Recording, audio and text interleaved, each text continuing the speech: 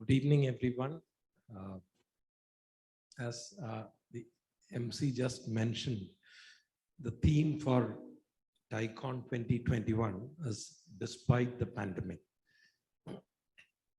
The last 2 years, we saw both ups and downs, and many a times it was downs.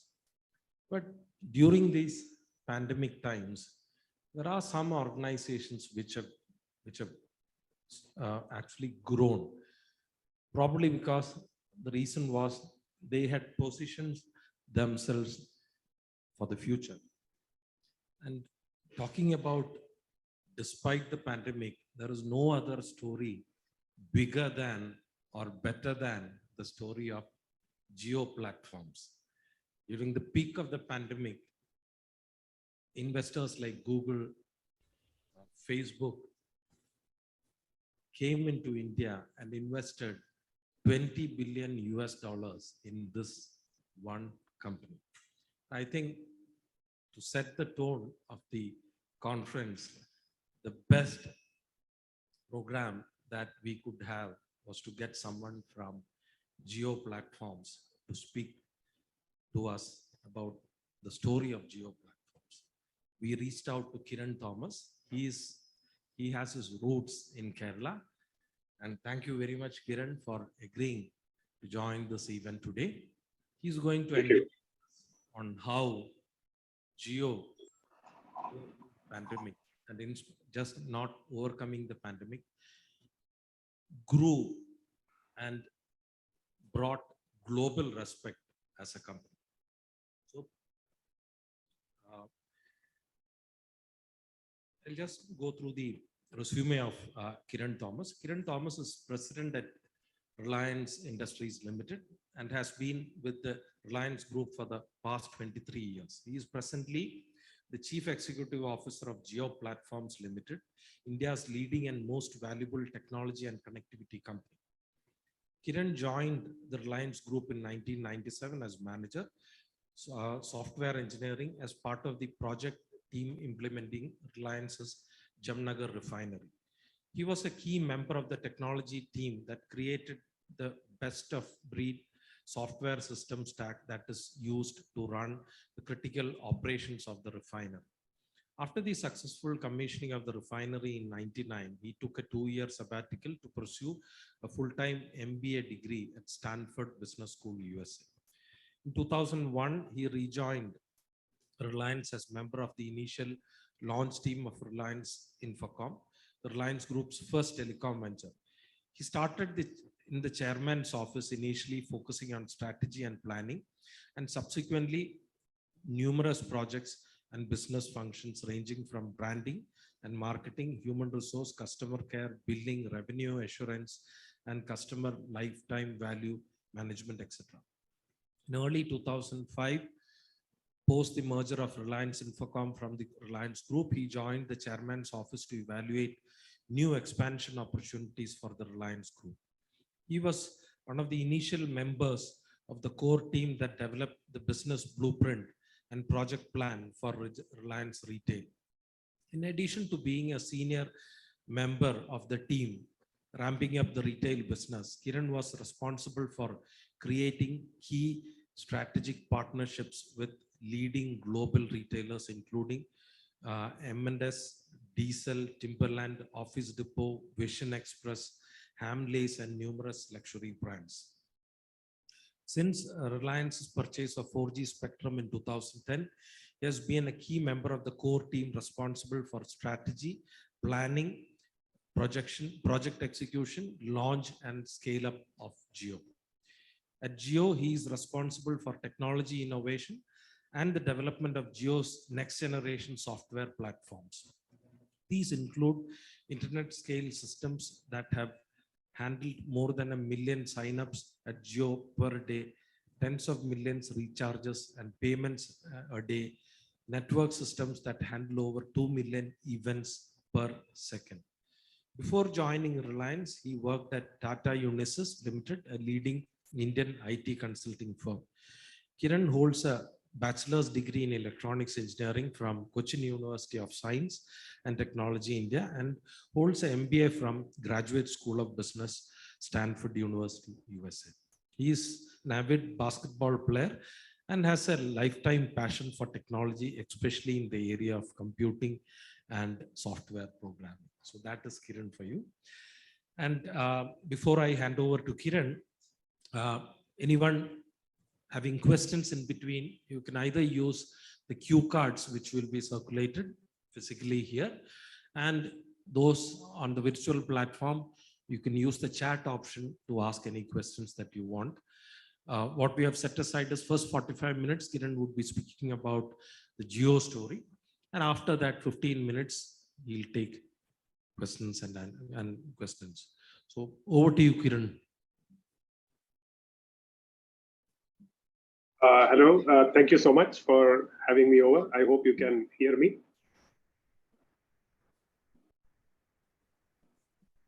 Yes, we can hear you. Please continue. Am I audible?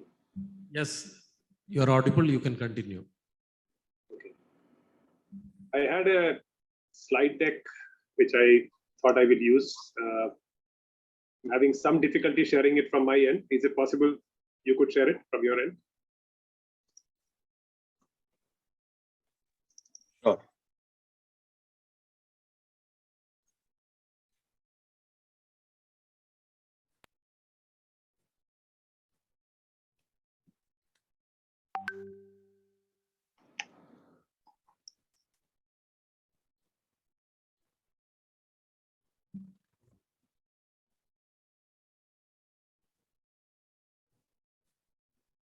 Yeah, thank you. So firstly, once again, thank you so much for having me over. My familiarity with TiE dates back many decades. I became very familiar with it while I was studying at Stanford, which in the Silicon Valley is the birthplace of TiE. So obviously a lot of events that I've attended, a lot of friends were active members and continue to be active members of the organization. I'm glad to know that the Kerala chapter obviously is one of the most active chapters, not just in the country, but probably globally as well. So I'm really privileged to be out here talking about it, about what it takes to really be a resilient organization who can not just absorb the shocks of something like a pandemic, but really grow strength to strength and prosper, and to strengthen their competitive position in the market through not only this shock, but many such shocks, past and future. You can go to the next slide.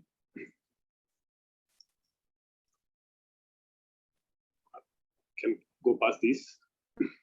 So I thought it's always good form to just introduce yourself. While I think Jio, much has been spoken and written about Jio, especially in the Indian media.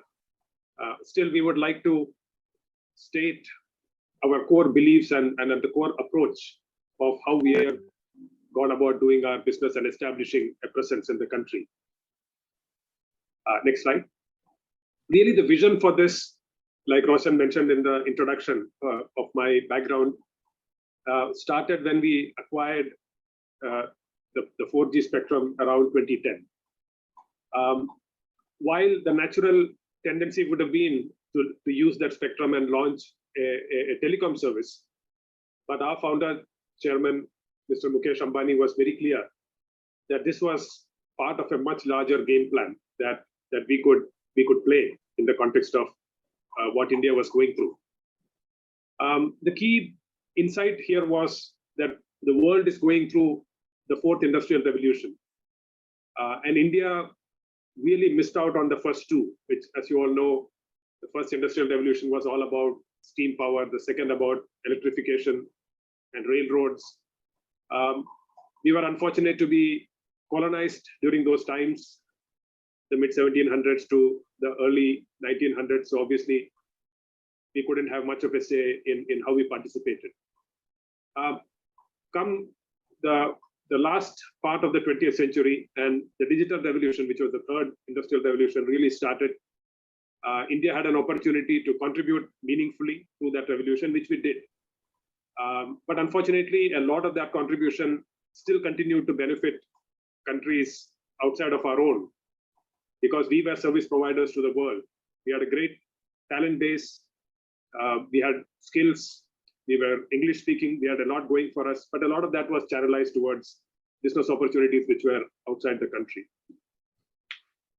So as we look forward to the fourth industrial revolution, it's very clear that digital will continue to be a key contributor to differentiate and to participate and to compete in a global marketplace. But what is new about the fourth industrial revolution is the coming together of multiple technologies, both digital and physical. And all of those capabilities, the price performance of all of those technologies is really amplified by the use of digital technologies. And the foundations that need to be laid in the country was obviously high-speed digital connectivity, which was ubiquitous and accessible by every Indian citizen.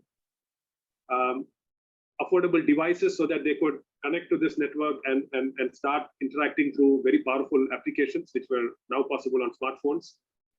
And then to support a variety of needs, both for individuals and for the industry, to create a number of platforms and solutions which could really multiply the force multiplication of the entrepreneurial spirit and talent of Indians could be then made possible. And the vision for Jio was that we had a very meaningful role that we saw ourselves playing in enabling this journey for India and Indians. So that's the real vision, which is starting with connectivity, but goes much further. Next slide. So when we were trying to create a blueprint, this is a refined version of pretty much a similar blueprint that we had even when we got started. And the idea was that we had to build a number of capabilities. And we saw these capabilities layering one on top of the other, with the most foundational capabilities at the bottom, and obviously the most evolved or the most customer-facing capabilities right at the top. So if you look at the bottom, we were very clear that all of this transformation that we were trying to create in the country could not be possible if we did not have digital talent and digital practices.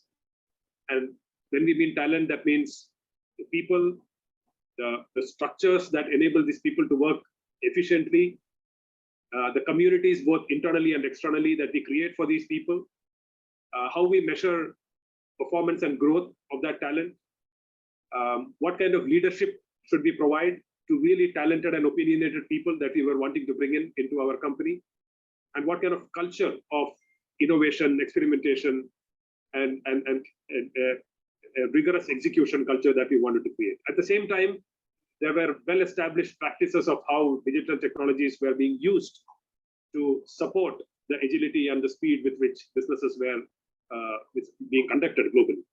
So everything from product management to the rapid experimentation and prototyping that is today taken for granted, cloud as an architecture and cloud-native application that we had to build, a very renewed focus on quality, and obviously the set of agile and DevOps practices, all of which we needed to internalize and create.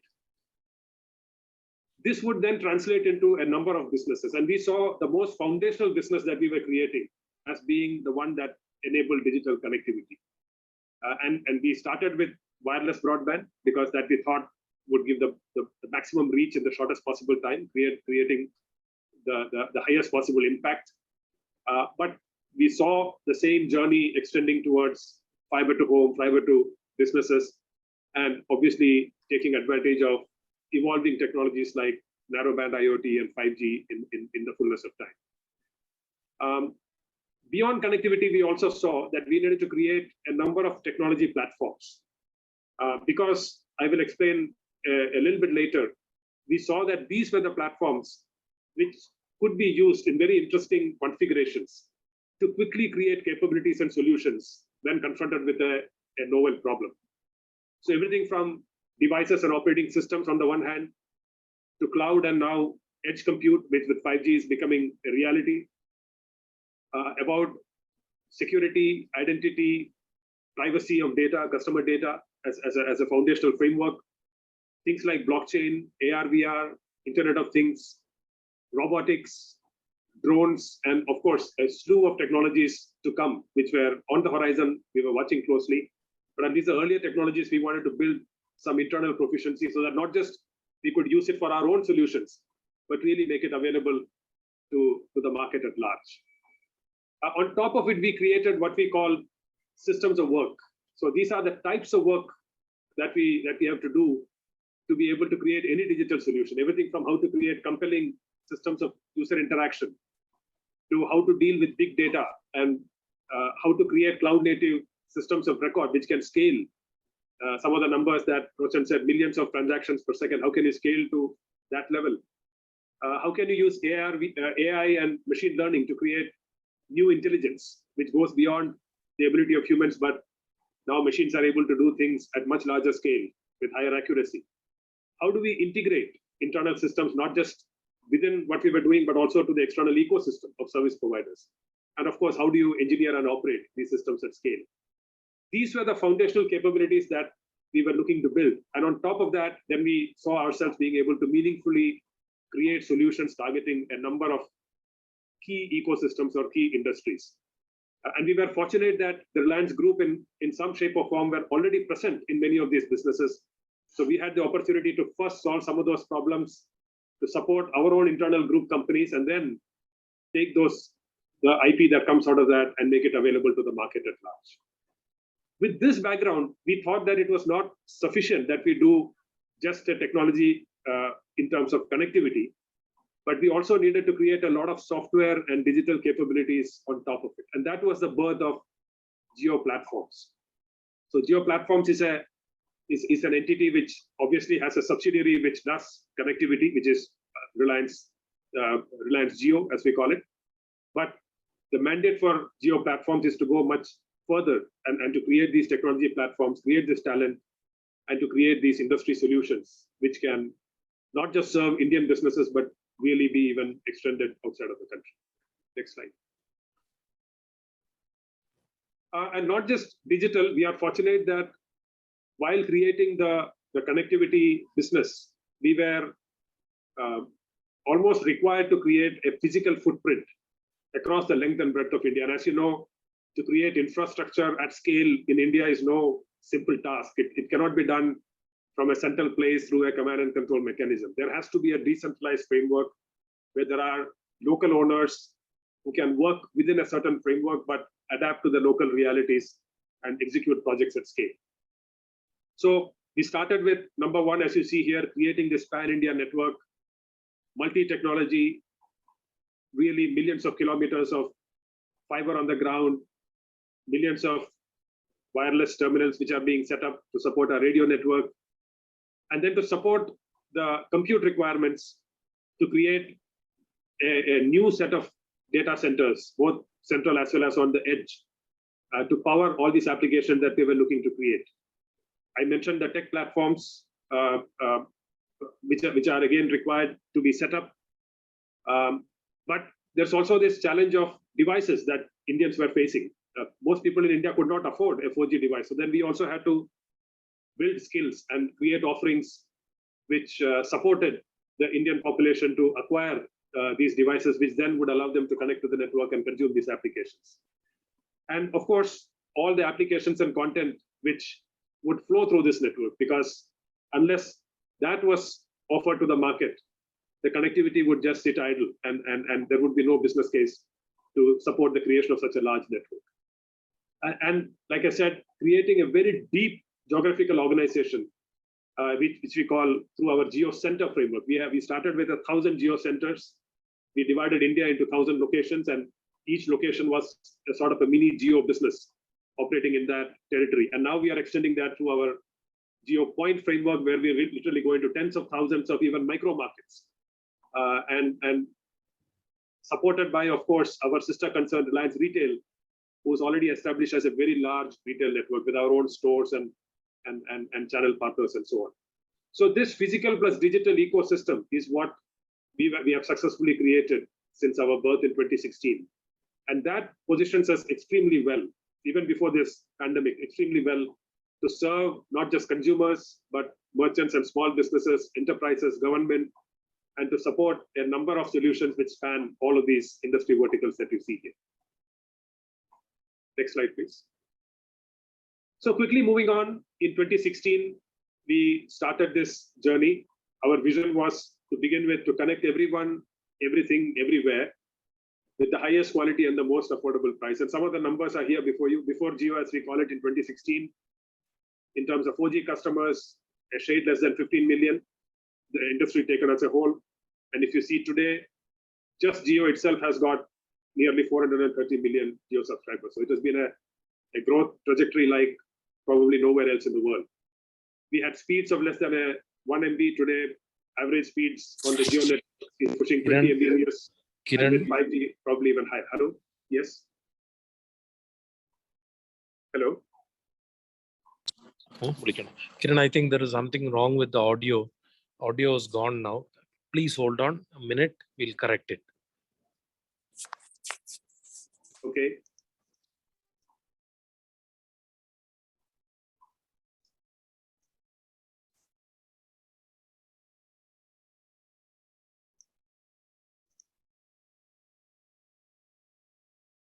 Can you hear me?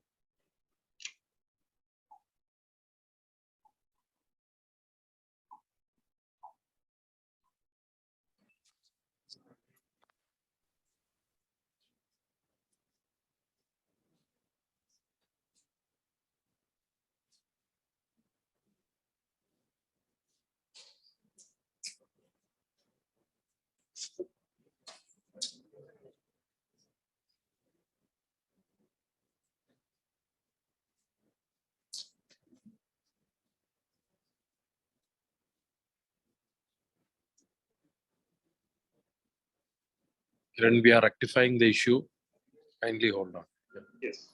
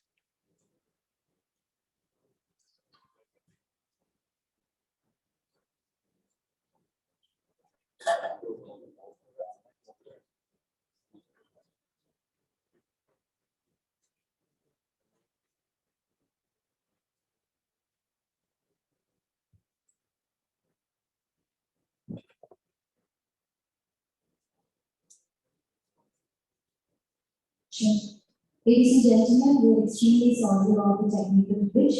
We will be back in connection with him in the next 2 minutes, and request you to kindly please cooperate. We are extremely sorry about this technical glitch. Thank you.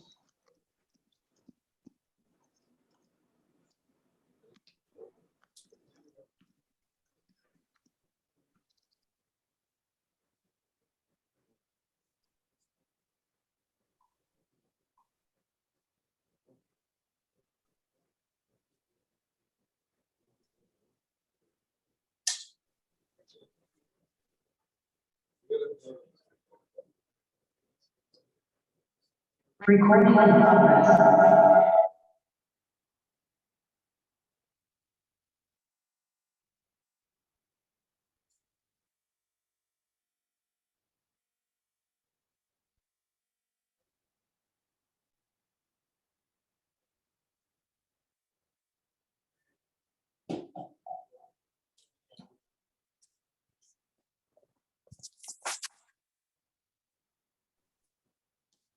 Kiran,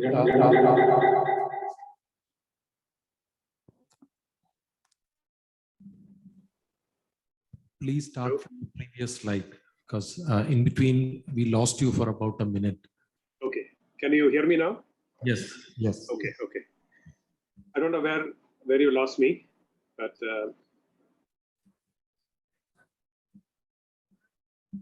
You were you lost speaking. me. You lost me the whole slide, or somewhere in the middle. You were speaking on the tech platforms. I That see. is where we lost you. Oh, I see. Okay. Okay. Very good. I think the basic idea here that I was narrating was that not just as a digital player, but in Jio, we were forced to create not just a digital ecosystem, but also a substantial amount of infrastructure on the ground. Do you hear me now? Yes. Yes. Okay. Okay. I don't know where you lost me, but fine. You can continue, please. Yeah, I can hear an audio with a substantial lag, so hopefully that's not a problem. I think beyond tech platform, we had to solve the devices problem. There's a significant devices problem in India where people cannot afford at the bottom of the pyramid the smartphones which are required to connect to the 4G network, and therefore use the applications which would enable them to participate in the digital economy. So to solve that problem and to support our business model of really utilizing the network that we had created, we had to go ahead and solve both those problems ourselves. So again, we had to invest in creating these capabilities spanning hardware, operating system, and of course, to bring the developer ecosystem onto the devices that we were creating. And through our own first party, as well as partnership, to create an ecosystem of applications and content that would then incentivize the users to go ahead and invest in these devices and to then take the first steps into the digital space, while earlier they were just using voice and SMS predominantly. All this was also supported by a deep organizational model that we were rolling out across the length and breadth of India. We created what we call Jio centers, more than 1,000 of them in 2016. So each of those Jio centers is like a mini Jio business with an organization there responsible for everything from asset creation to partnerships to obviously building the business in their catchment, which is now further getting expanded to tens of thousands of even further micro markets called Jio points, and then a distribution network which consists of our own stores through our sister concern Reliance Retail, and of course an ecosystem of channel partners and freelance and other gig economy type agents who are also affiliated with Jio to do a variety of tasks across India. Next slide. So really, our journey started in 2016. I think possibly a lot of you know about this, so I will not belabor this, but just to give you some numbers, before Jio, the number of 4G customers shared under 15 million across the entire industry. Today, as we speak, Jio itself has north of 430 million subscribers and growing at a healthy rate.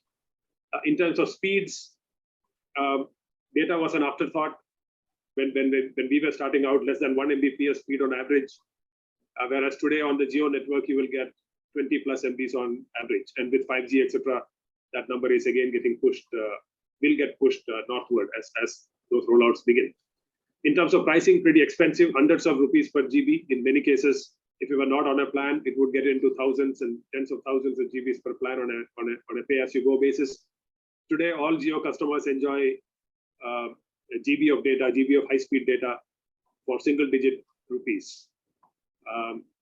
Usage, a quarter of a GB per month was the average data consumption in India, even with such a small base. And today, again on Jio's network, it is now approaching 20 gigs per user per month. And of course, from just simple voice and SMS to the rich ecosystem of digital content which has been enabled for Indians. So that has been the connectivity journey in the short 5 years, literally the contribution that we've been able to make. Like I said, overcoming devices constraint. Of course, we were working with all of the established OEMs globally to ensure that they were supporting the variants of 4G which were being licensed in India, especially on the spectrum side. We had TDD spectrum in the 2300 band, which was not at the time well established globally. So we had to work extra hard with the likes of Samsung and of course all the other majors, likes of Apple and so on, to make sure that they supported our network. But beyond that, we saw that there was a gap in the market at the very bottom of the pyramid. People who were otherwise using feature phones could not the leap for them to come to smartphones, which were really multiple thousands of rupees as an initial investment, was too high. So we had to go ahead and really create this device, a one-of-a-kind device called JioPhone, which not just from a hardware perspective, but we had to go also on the operating system perspective, working with a partner to create the KaiOS operating system. And this particular device, just this one single SKU, is now sold more than in the hands of hundreds of millions of users in India. And this is one of the largest selling single SKU handheld device anywhere in the world in the history of mobility. And now, more recently, just a few weeks back, we have announced the next step in this evolution, which is now to bring a true smartphone, a touch smartphone, again for the masses, what we are calling JioPhone Next, and working with the likes of Google to create, again, a new OS, which is derived from Android, but really fine-tuned to support the very sharp specs that we had to create to support the price points that we were wanting to offer to Indian customers. But not just in terms of the hardware and the pricing, but even to make it further affordable, again, tying in with a various set of offerings like consumer financing, and obviously the widest possible distribution in India through the Jio network and our partner network. So again, these were special interventions that we had to make in the devices space to support that digital migration of India and Indians that we were looking to create. Next slide, please. Likewise, when it came to content, right from day one in 2016, we were offering a number of content applications absolutely free to all of our LTE users, and of course, now even for our fiber users.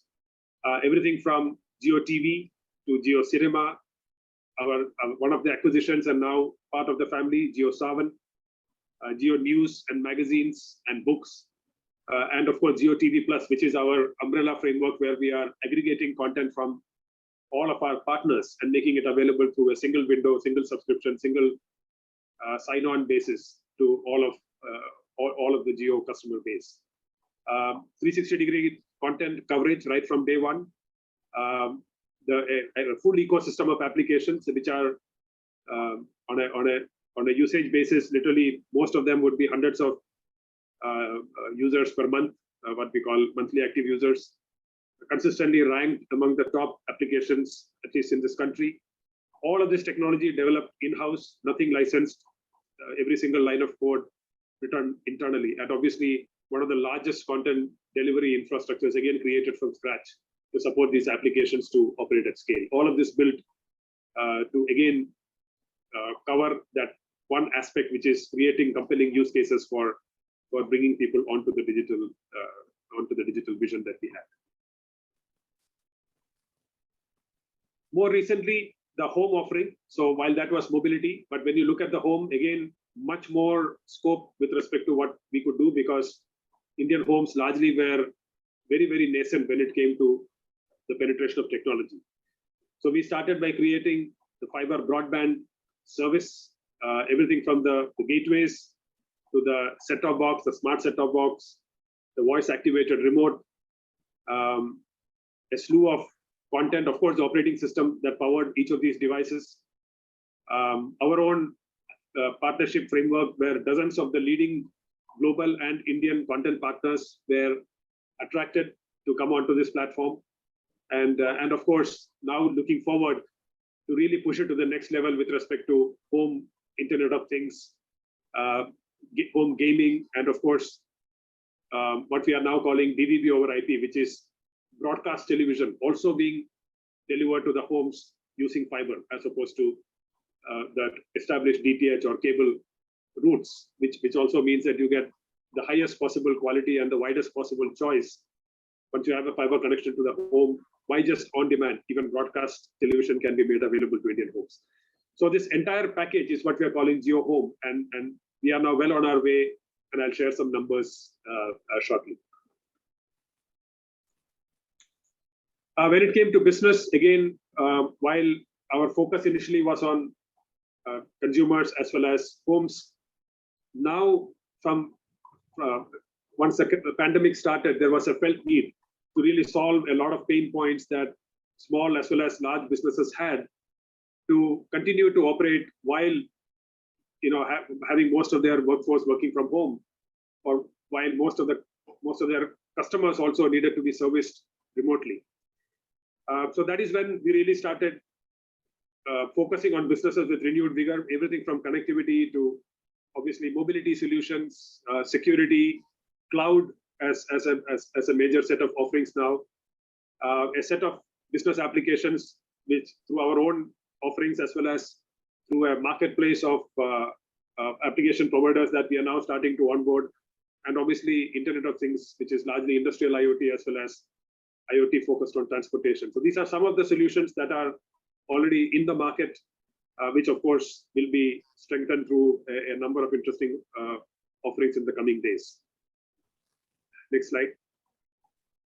So in a way, to just step back and take a look, if you look at the set of offerings that we have already made so far, everything from devices to securing those devices to the rich set of content applications that we are making available to obviously the home offerings, and some early steps that we are making into things like payment, things like collaboration. If you look at the slew of things, you can say that at some point or the other during the day, we have a story to tell, we have an offering to give to both consumers as well as to businesses. And this is just the beginning. And if you look forward, this slew of offerings will multiply manyfold through further rich applications and rich solutions that we are looking to offer in the coming days.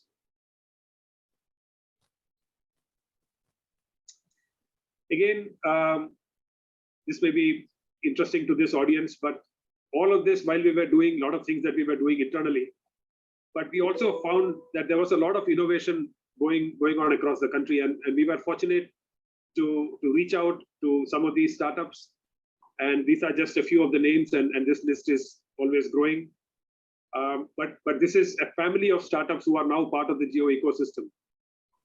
And these are strategic partners and partnerships and investments that you've made, everything from robotics to e-commerce to voice technologies for next generation user interfaces, to 5G and IoT devices, to supercomputing through some of our through Sankhya Sutra labs, to AI and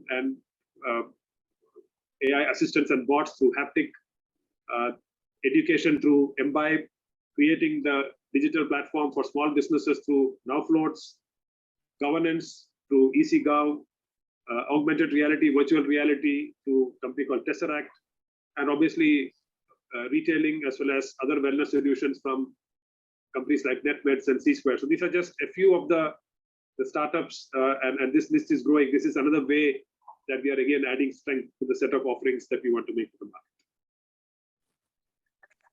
market. Of course, this was mentioned also by Roshan, but in the height of the pandemic, or when India was really going through the first phase, we were fortunate to be able to tell our story, this entire vision and the set of capabilities that we had built, demonstrated capabilities even 2 years back.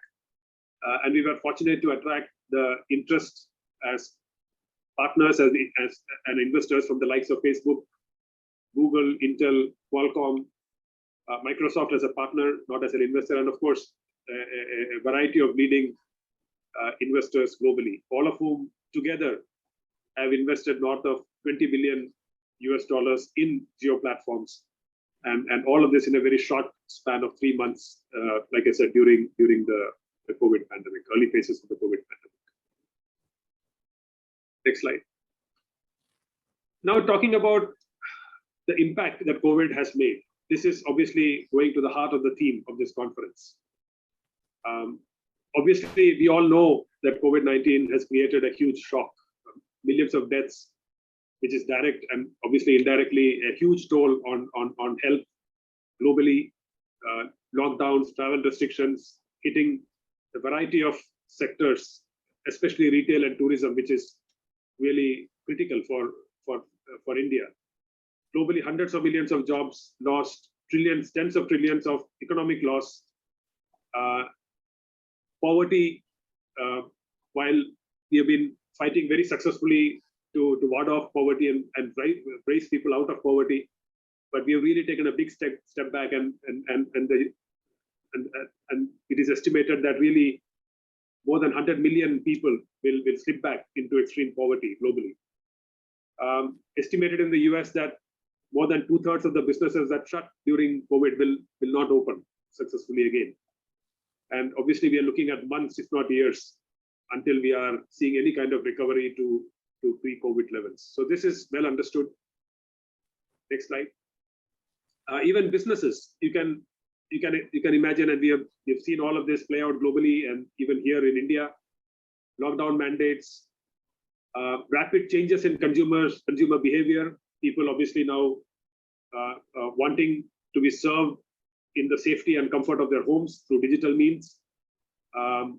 Need for new kinds of offerings, new products, new services emerging to support these changing consumer behavior.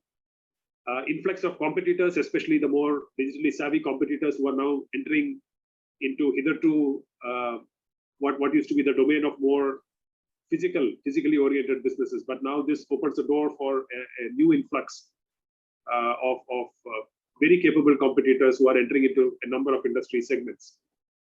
A change in how you approach the market and how you have your go-to-market models. A big change in employee expectations. Even as we come out of the COVID pandemic, it may be that employees have different expectations about what it means to be working, and does that mean working remotely, working physically, employee mobility now, because people can really switch jobs not just within the city where they are located, but they are now participating in a global market. So really the expectations from an employee perspective has changed, and a lot of regulatory support and interventions, very proactive interventions that the governments are trying to make, a lot of experimentation when it comes to regulations to minimize the impact, the economic as well as people impact that this pandemic has created, which again opens up opportunities for a number of innovations in how competitors can compete in spaces that were up until now not open to them. On the business side, we have seen a lot of businesses see significant reductions in revenues and profits, working capital problems, inability to raise capital, reduction in productivity because of work from home, low morale, again, people feeling isolated, away from the heart of the action. And again, if the company is struggling, that has a direct impact on employee morale. Disruptions in supply chain, the need to scramble to find completely unfamiliar and new channels to reach customers who have now very different expectations literally overnight. And of course, greater competition from digital disruptors, and Amazon is spoken about at least when it comes to retail.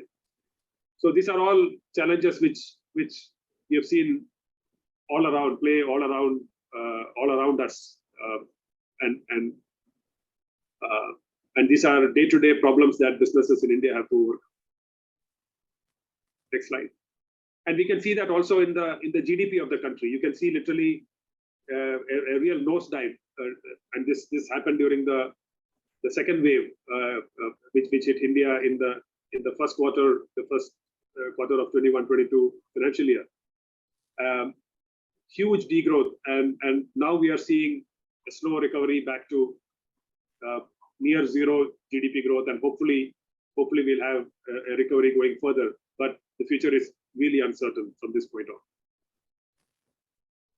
So what were our priorities? So again, we were very, very conscious that Jio was the critical infrastructure which people were relying on, because digital was the way to survive through the era of physical distancing. So we were very conscious that we absolutely had to be there to support both India as well as all of the activities that businesses were undertaking in our country. So 100% service uptime was a focus for us, so that even though most of our people were also working from home, but we had to find innovative models where we could still continue to maintain that high level of service uptime to support everybody who was dependent on us. very interesting ways and interesting models had to emerge to support our business model, because a telecom provider or a connectivity provider relies upon month-on-month, week-on-week recharges. And in India, as you know, more than 50% of the people were still reliant on physical outlets to go and perform their recharges. So how do you support them? Again, we had to really innovate to overcome some of those challenges. And of course, customer care, when literally overnight we had to send all of our support staff also into a work from home model. How do we still maintain the high quality and service levels of support that our customers needed? While we were focused on solving those problems externally, internally our focus was to maintain safety first, because if we cannot keep our own employees safe, all of those other things that I mentioned earlier, we could not have a hope of delivering to the market. So again, we are focused on supporting our employees, our vendors, our partners, their extended families, to give them that peace of mind that we were available. The full force of Jio as well as Reliance was available to support them at all times. And again, we had to set up, fortunately, we had a huge footprint, a physical footprint, like I said, across the country. So again, we were able to organize locally a lot of facilities and support systems to support all of our ecosystem of people who were engaged in operating our business. Our real focus shifted from growth, which obviously was very, very healthy leading into the pandemic, to overnight saying that let us first ensure that the people who are already here are well taken care of, and we can deliver our promise, do our best to deliver that promise, and then focus back on growth. But as it happened, the growth continued as well. So while we were able to successfully deliver on the first part, which is keeping our customer retention pretty good and satisfaction levels high, which also had a ripple effect in continuing that story of growth. Next slide. These are some of the numbers. Again, looking at the start of the pandemic, which is March 2020 to more recently, this is the last quarter numbers that we declared. 11% growth in subscriber base, ARPU growth of more than 10%, like-to-like data consumption, huge growth in nearly 80% on our network, per user growth of more than 50%, and obviously even something as tried and trusted as voice growing extremely fast at more than 25%. So it has been a healthy growth through and through, largely because, again, we were that critical infrastructure which was available at scale, at capacity, at the right time, at the right place to support what was a dire need for the country. Next slide. Again, just similar story when it comes to fiber, although the physical connectivity of fiber was a little bit challenged through the pandemic, but more than 5 million homes today connected on fiber with a healthy growth rate. As the economy opens up, of nearly 500,000 new connections that we are able to do on a month-to-month basis. And as you know, through Hathway and some of the other acquisitions that we've made, we have an established relationship with nearly 22 million homes. And as we come out of this pandemic, we are looking forward to really extending our fiber offerings to all of those 22 million and beyond. So some learnings, again, I know I'm maybe pushing against the time limit, but I just wanted to leave a few learnings for your consideration. I think the one thing that we were very conscious, although the pandemic was not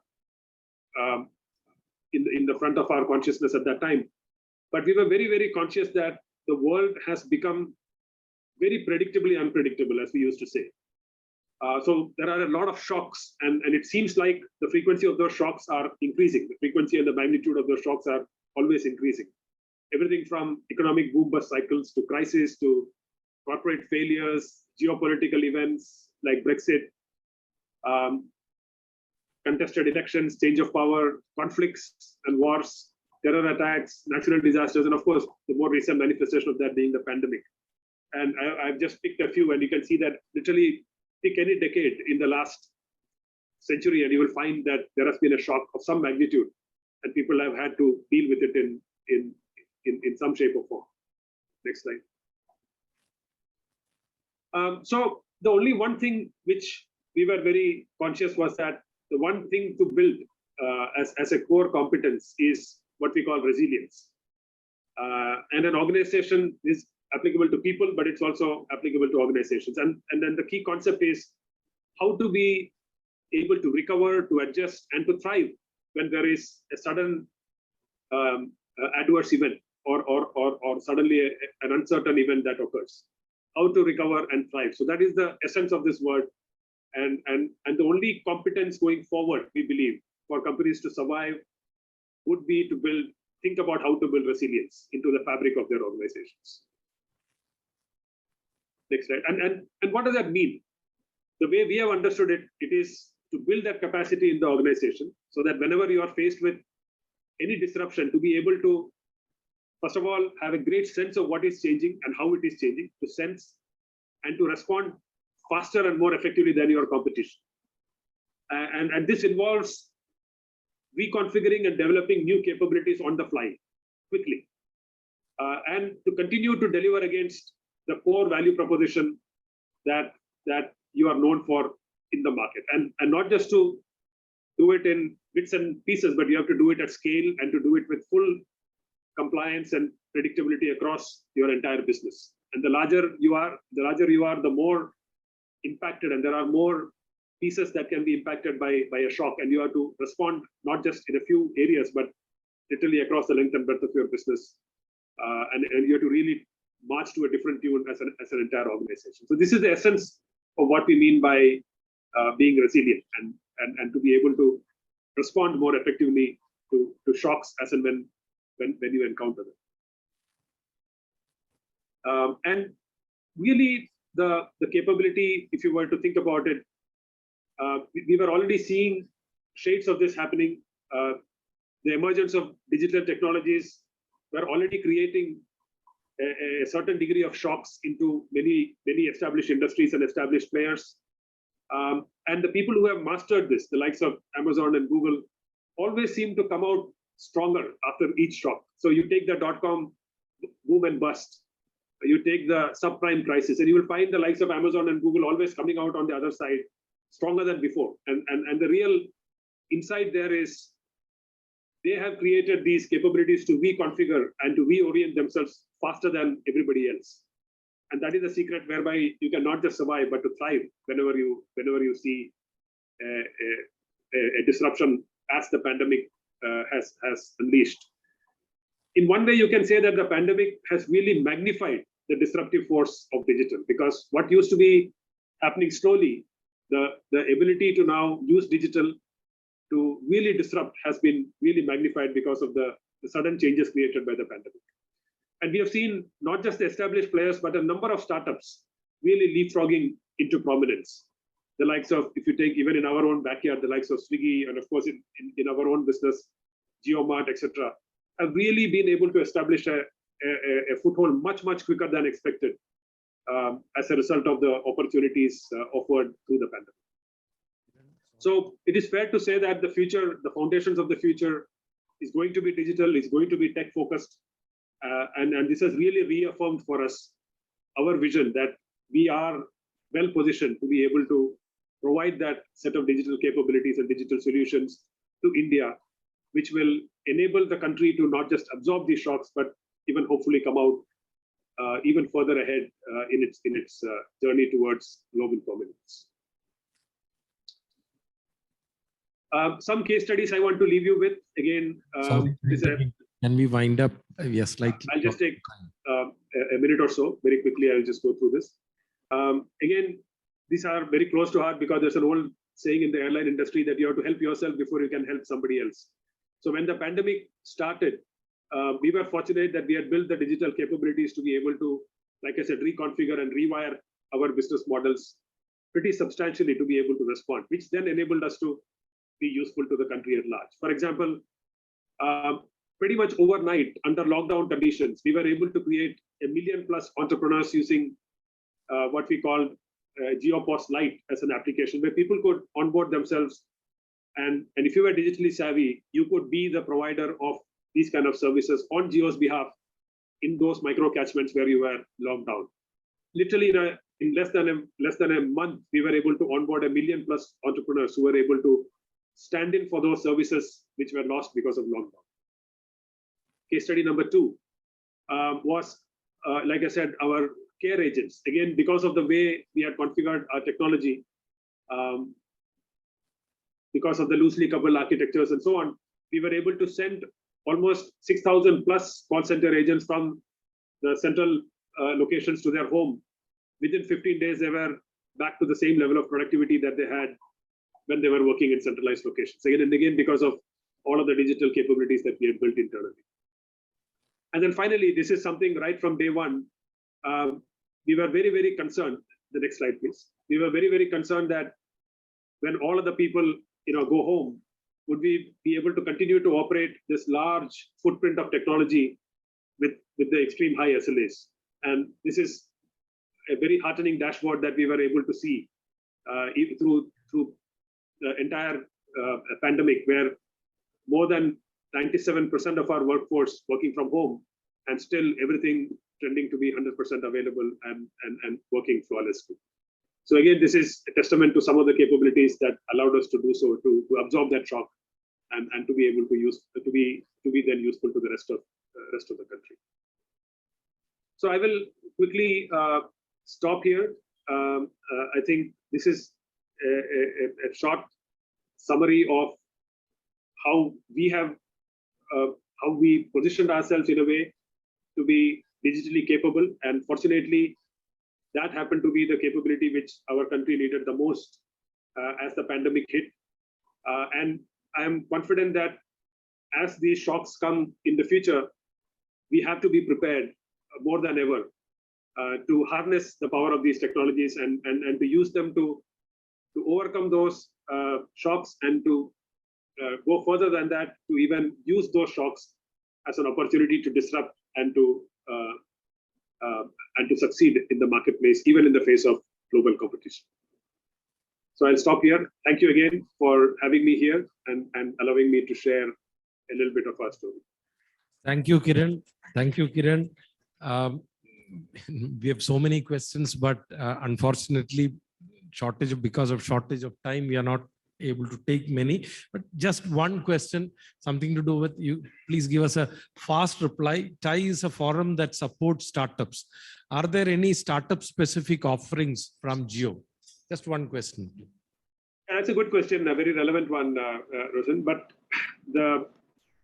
even a couple of years back, I think when we were launching Jio platforms, our chairman had made a statement that startups are our way to really bring a number of solutions to the market. So our vision was to create the necessary fabric that would support startups, everything from connectivity to cloud computing to a number of these platforms that we have built internally to be made available to these startups. In fact, for early stage startups, our promise was we will offer a lot of these cloud services absolutely free for these startups. So maybe now is the time when we should talk about how we can reach out and enable many of these startups. Reach of market. So many of these startups, the biggest problem is how to reach a customer base. And we are fortunate that we have this 400 million customer base. And of course, now through our enterprise outreach, a growing set of enterprises who are associated with us. So obviously the startups who are associated with Jio in turn have ready access to the market, which is probably what they sorely need as they are looking to scale as well.